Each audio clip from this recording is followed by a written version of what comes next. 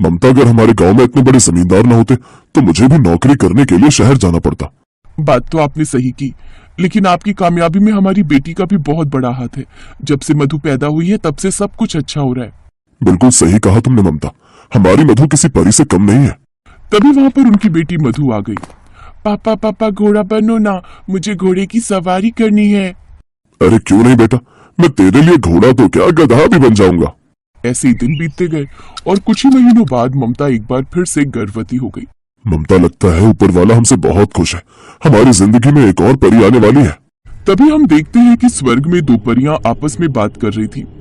बहन, रमेश के परिवार में एक परी और आने वाली है। ये बात तो पूरी तरह से सच है, लेकिन क्या ये लोग उस परी को पहचान पाएंगे? ये रमेश के परिवार के लिए एक परीक्षा है। बिल्कुल सही कहा बहन। अब देखते हैं ये अपने होने वाली बेटी को पहचान भी पाते हैं या नहीं। ऐसे ही 9 महीने बीत गए। एक दिन अचानक ममता के पेट में बहुत जोर से दर्द होने लगा। मधु के पापा, मेरे पेट में बहुत दर्द हो रहा है। तभी रमेश भागकर ममता के पास आया। पापा, मम्मी का पेट इतना फूला हुआ क्यों है? लगता है इन्होंने कुछ ज्यादा ही खा लिया है। नहीं बेटा ममता, मैं जल्दी से काकी को बुलाकर लाता हूँ, लगता है डिलीवरी का समय आ गया है। रमेश तुरंत भागकर गांव में गया और एक बूढ़ी काकी को बुलाकर ले आया। काकी अपने साथ कुछ और भी औरतों को ले आई। रमेश बेटा, मधु बेटी को लेकर बाहर जा, हम थोड़ी देर बाद तुझे खुशखबरी देने आते हैं। मधु बेटा, चलो हम लोग बाहर खेलने चलते हैं। रमेश अपनी बेटी को लेकर घर के बाहर चला गया। अंदर काकी ने उन औरतों के साथ मिलकर ममता की डिलीवरी को अंजाम दिया। थोड़ी देर बाद काकी बाहर आ गई।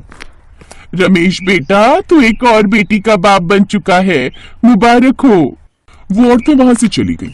रमेश अपनी बेटी को लेकर बहुत खुशी खुशी घर के अंदर पहुंचा, लेकिन अपनी नवजात बेटी को देखकर उसका मुंह बन गया, क्योंकि उसका रंग बहुत काला था। ये क्या हुआ ममता, तुम्हारा रंग भी गोरा, मेरा रंग भी गोरा, मधु बेटी का भी रंग गोरा, पर ये काली कैसे पैदा हो गई? मधु के पापा, काली गोरे से क्या होता है? जो भगवान की मर्जी होती है वही होता है ना। काली तो रात भी होती है, लेकिन रात से हम लोग नफरत थोड़ी करने लगते हैं। ममता, मैं तुझे बहुत सीधी सादी औरत समझता था, पता नहीं ये किसका पाप है। मैं ऐसे अपनी बेटी नहीं मानता, मेरी सिर्फ एक बेटी है मधु। रमेश का ये रवैया देखकर ममता को बहुत दुख हुआ। खैर, माँ तो आखिर माँ होती है। वो अपनी काली वाली बेटी को भी उतना ही प्यार करती थी जितना मधु को, लेकिन उसका पिता और मधु दोनों ही उससे बहुत चिढ़ते थे। ममता ने अपनी बेटी का नाम सुंदरी रख दिया। धीरे धीरे दोनों जवान हो गई। माँ ने तेरा नाम सुंदरी इसलिए रखा है क्योंकि तू असल में सुंदर है नहीं। मुझे तो तुझे अपनी बहन कहते हुए भी शर्म आती है। दीदी, आप मेरी सगी बहन होकर मुझसे इस तरह बात करती हो। मैं भी सुंदर हूँ, बस मेरा रंग ही तो काला है। काले रंग वाले कब से सुंदर होने लगे? हाँ, तू सुबह सुबह मेरे सामने मत आया कर, मेरा सारा दिन खराब हो जाता है। खैर, मैं कॉलेज जा रही हूँ। मधु और सुंदरी दोनों अलग अलग कॉलेज में पढ़ती थी, क्योंकि मधु नहीं चाहती थी कि उसकी काली बहन के बारे में उसकी सहेलियों और दोस्तों को पता चले। इसीलिए उसके पिता ने सुंदरी का एडमिशन दूसरे कॉलेज में और मधु का एडमिशन दूसरे कॉलेज में करा दिया। रात में रमेश अपनी बेटी मधु के लिए बहुत सुंदर सुंदर ड्रेस लेकर आया। मधु, देखो तुम्हारे पापा तुम्हारे लिए क्या लेकर आए हैं।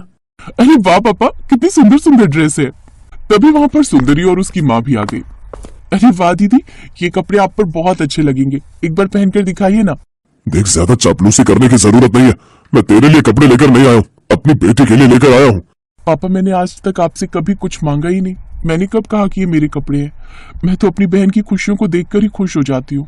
मैंने तुझे कितनी बार मना किया कि मुझे पापा मत बोला कर, पता नहीं किसकी औलाद है तू, इतना काला खून मेरा तो नहीं हो सकता। देखिए, बार बार आप मुझ पर इल्जाम लगाना बंद कीजिए। मेरे चरित्र पर उंगली उठाने से कम एक बार अपने दिल से भी तो पूछ कर देख लीजिए कि क्या मैं कभी ऐसा कर सकती हूँ। अगर तूने ऐसा कुछ नहीं किया तो इतनी काली लड़की तेरी कोख में आ कैसे गई? ऊपर वाले का शुक्रिया अदा कर कि मैं तुम दोनों को इस घर में रहने दे रहा हूँ, वरना कब का निकाल कर बाहर फेंक चुका होता। खैर, ये तो रोज का काम था। ऐसे ही दिन बीत रहे थे। फिर एक दिन सुंदरी अकेले ही पास के गार्डन में कहीं घूम रही थी। तभी उसने एक मोरनी को देखा। अरे वाह, कितनी सुंदर मोरनी है ये, पास जाकर देखती हूँ।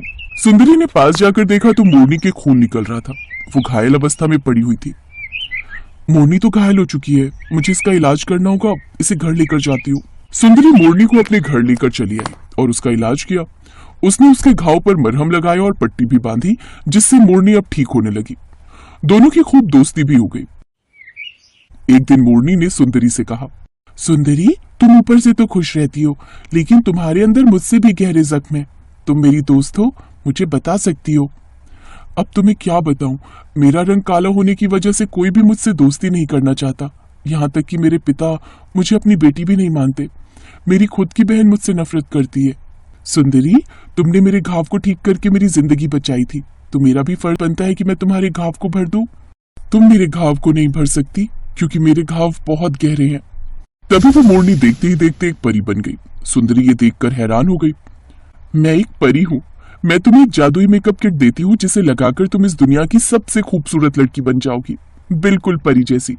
लेकिन एक बात याद रखना, अमावस्या की काली रात घर के बाहर मत निकलना, वरना फिर से तुम्हारा रंग काला हो जाएगा।